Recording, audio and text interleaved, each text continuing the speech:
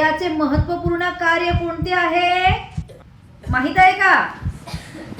तर हृदय संपूर्ण शरीराला शुद्ध रक्त पुरवतो.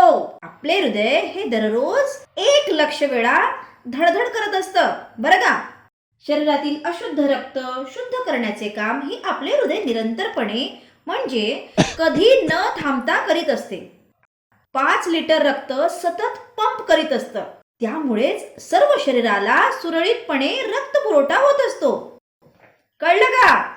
हृदय हे आपल्या शरीरातील एक अत्यंत महत्त्वाचा अवयव असून ते संपूर्ण शरीराला काय करतं? रक्त पुरवण्याचं काम करीत असतं. अर्थात हृदय थांबणे म्हणजे काय? मृत्यू होणे. हृदय हा स्नायूंनी बनलेला असतो.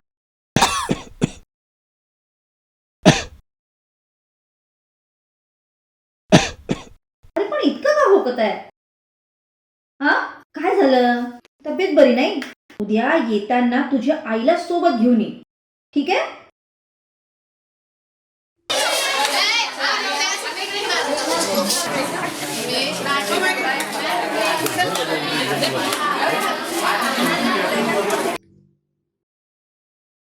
रिपोर्ट्स तर बरोबर आहेत.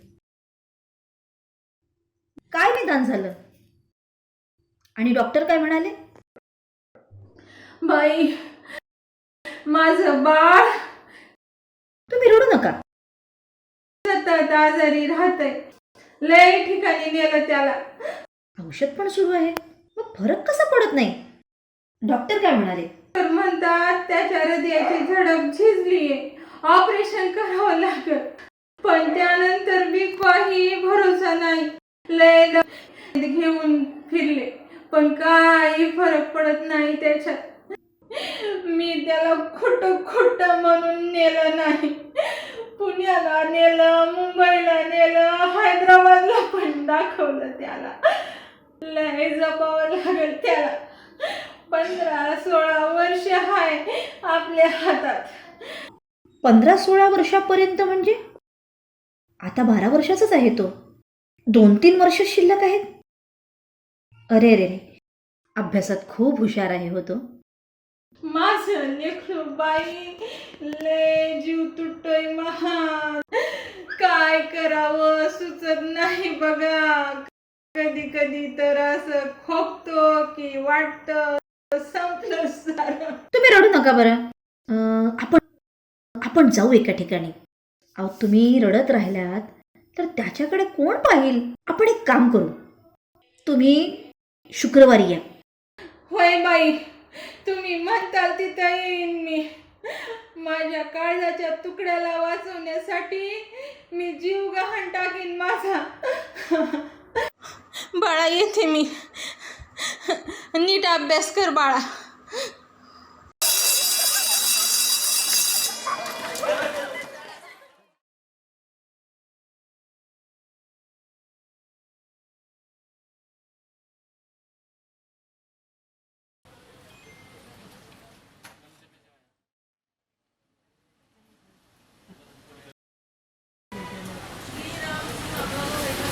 नमस्कार सर, मी शिक्षिका आहे. या विद्यार्थ्यांची आई आहेत. आम्हाला अवयव प्रत्यारोपणाबद्दल माहिती हवी आहे. बरं, ठीक. सर, तो सतत आजारी असतो. त्याच्या हृदयाच्या झडपा कमजोर झाल्या आहेत असं डॉक्टर सांगतात. त्यामुळे त्याचं हृदय बदलावं लागणार आहे. आणि म्हणूनच मी यांना तुमच्याकडे घेऊन आले आहे. याची नेमकी प्रोसिजर काय असते बरं? नोंदणी कशी करावी थोडी माहिती द्याल का? अच्छा, थोडक्यात तुम्हाला अवयव मिळण्यासाठी माहिती हवी आहे का? अवयव प्रत्यारोपण कसं होतं आणि कशा पद्धतीने नोंदणी करावी लागते? देतो ना, सगळी माहिती देतो मी. आपल्याला अगोदर हा फॉर्म भरून द्यावा लागेल. त्यानंतर आपण हे नोंदणी करू शकतो. हा फॉर्म भरल्यानंतर आपण संस्थेकडे पाठवणार आहोत हा फॉर्म. त्यानंतर आपल्या पेशंटची तिथे नोंदणी होईल. त्यानंतर आपल्याला अवयव अवेलेबल असल्यावर मी तुम्हाला फोन करेल. आणि या प्रोसेसमध्ये किती वेळ जातो? या प्रोसेसमध्ये जेवढा लवकरात लवकर होईल तेवढा लवकरात लवकर आपल्याला अवयव मिळण्याचा आपण खूप छान माहिती दिली तुम्ही आम्हाला. आम्ही काय करतो, लगेच फॉर्म भरून देतो आणि मग बरं, अवयव मिळेल ना आम्हाला? Thank you so much. हां अभि, अरे ऐकतोस काय? अरे आवर लवकर. रोज तुझ्या पाठीमागं धावावं लागतं. काय करतोस ना काही कळत नाही. तुम्ही हल्लीची मुलं ना आई बाबांचं अजिबात ऐकणार नाही आणि दिवसभर नुसतं इकडून तिकडे तिकडून इकडे नुसतं सायकल चालवत बसायचं. गोल गोल गोल गोल. अरे थकत नाही का तुम्ही? 4 दिवस झाले. 4 दिवस झाले तो ॲडमिट आहे. अरे देवा, काय होईल, कसं होईल, काहीच फरक पडत नाही, काही कळतही नाही. अभि, काय बोलते मी? काहीच बोलता येत नाही. काय कसं सांगू तुला? काल ते कोळसे काका सांगत होते, तुम्ही रस्त्यावर धिंगाणा घालता तर अशी चालवता जशी पडलास तर काय होईल. काय बोलू. बिचारा सुरेश, फारच तब्येत बिघडली त्याची. देवा, काहीतरी कर, वाचव रे त्याला. त्या पोराला फार चांगला पोरगा आहे तो. अरे अभि, अभि ऐकतोस ना? तुलाच बोलते रे मी. बोल ना, तुझाच ऐकतो दररोज. मी व्यवस्थित सायकल चालवतो. आम्ही रेस बीस नाही लावत. तुला कोणी खोटं बोलतंय? आई शपथ, ऐकलं तर माझं. काय पोरगा आहे हा? आई, आमची मॅच आहे. मला उशीर होतोय, मी चाललो. संध्याकाळी उशीर येईल. आपल्यासारख्या सुशिक्षित महिलांची अख्खी गर्दी असते तिथे. काय बाई, मी तर ना टीव्ही वरती पाहिलं ते भोंदू बाबा काय म्हणतात. हा, ते पेढा घ्या म्हणतात. पेढा हो, मुलगा होईल म्हणतात. हो ना, हो ना. पेढ्या खाल्ल्याने जर मुलगा झाला असता तर ट्रीटमेंट कर. आणि आता आपल्या पहा ना कसं त्या अशाच विचारांच्या, प्रवर्तनवादी विचारांच्या मॅडम आहेत बघा. काय सुद्धा होणार. या विज्ञान युगामध्ये मला तर कळत नाही की काय काय होणार आहे ते. हो ना मॅडम, माझं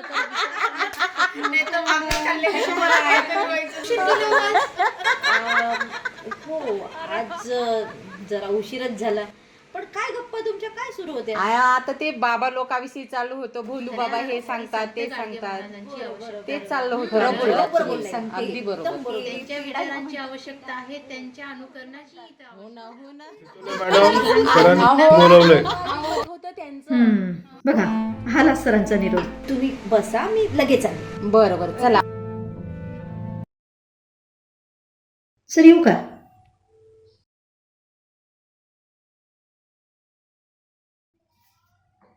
काय अभिजित?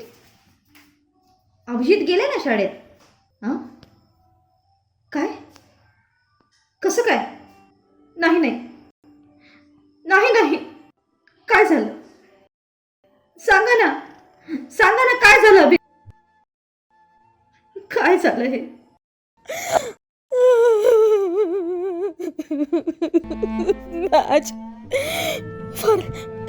मॅच खेळायला जातो म्हणून सांगून गेला आणि अगं मनीषा, काय झालं? का रडतेस अशी? अभिचा ऍक्सिडेंट झाला. फार फार लागलं तर नसेल ना माझ्या बाळाला? शांत हो तू आधी, रडू नकोस.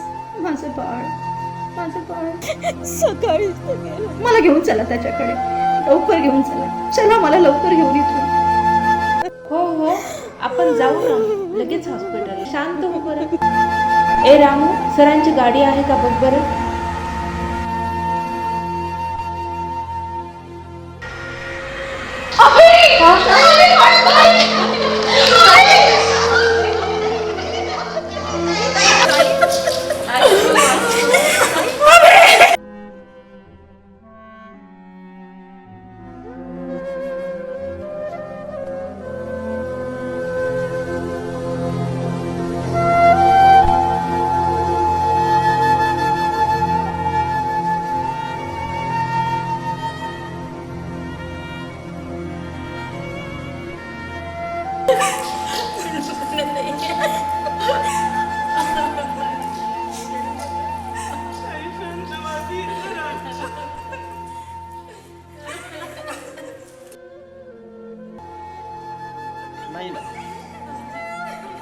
हॉस्पिटललाच आहे सध्या. हो.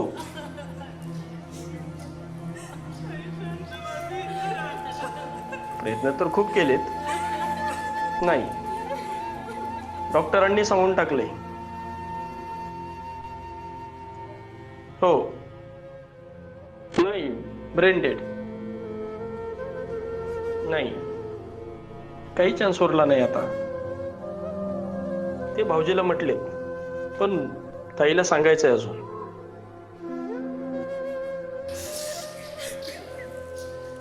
बघू आता, पाहू. काउन्सलर म्हणले मी बोलतो म्हणून. हेच अवयवदानाबाबत म्हणाले. तिनं मनावर घेतलं पाहिजे. त्याला पोलिसांनी घेतले ताब्यात. स्पोर्ट बाईकवर होता.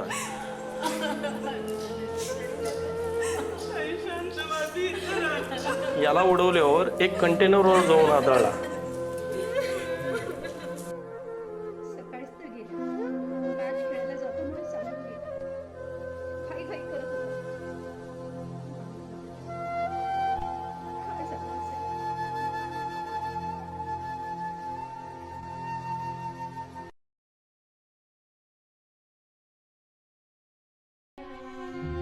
ताई, आपला अभिजगी आता पुढे कधी दिसणार नसला तरी तो 4-5 जणांत जिवंत राहील. मला कळतंय तुमच्यावर सध्या दुःखाचा डोंगर आहे, पण अशाही परिस्थितीत तुम्ही अभिजितच्या अवयवदानाचा निर्णय घेतला ही खूप धैर्याची आणि मोठी गोष्ट आहे. खरंच तुमच्यामधली आई ही मनाने खूप बलवान आहे. अशा अत्यंत दुःखाच्या वेळीही तुम्ही काही जणांना जीवनदान देणार आहात. डॉक्टर, तुम्ही म्हणताय माझा अभि 4-5 लोकांमध्ये जिवंत राहील. कधी भेटेल का मला? येईल का माझ्या खुशी? बोलेल का माझ्यासोबत? बोला ना डॉक्टर, सांगा ना, येईल का माझं बाळ? येईल का तू माझ्यापाशी पुढे? पण तू मला कधी दिसत का?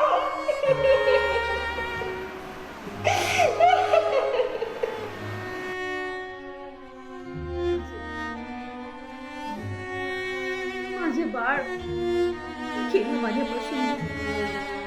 माझ्यापासून दूर निघून गेला तो, कधीही न भेटण्यासाठी.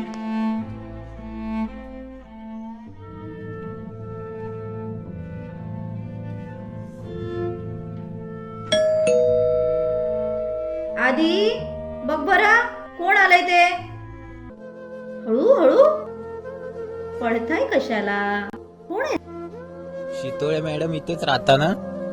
आहेत का मॅडम?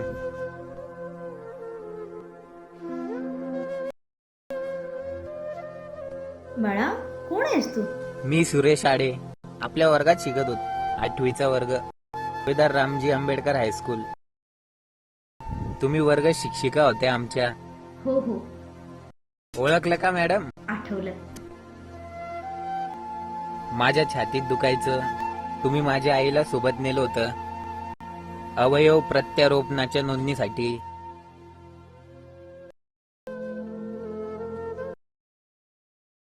ओळखलत का मॅडम आता?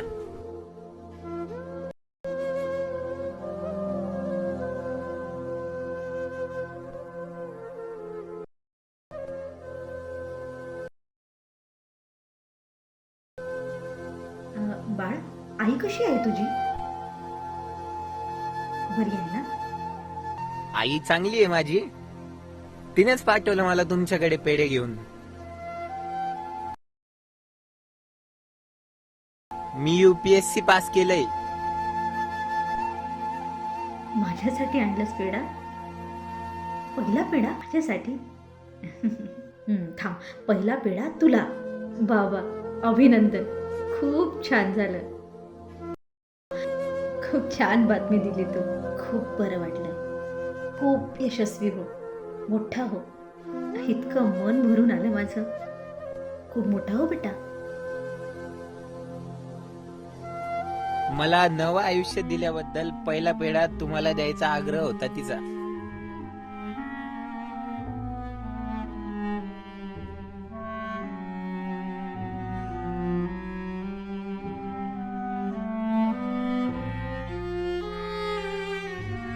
खूप छान वाटलं, खूप बरं वाटलं.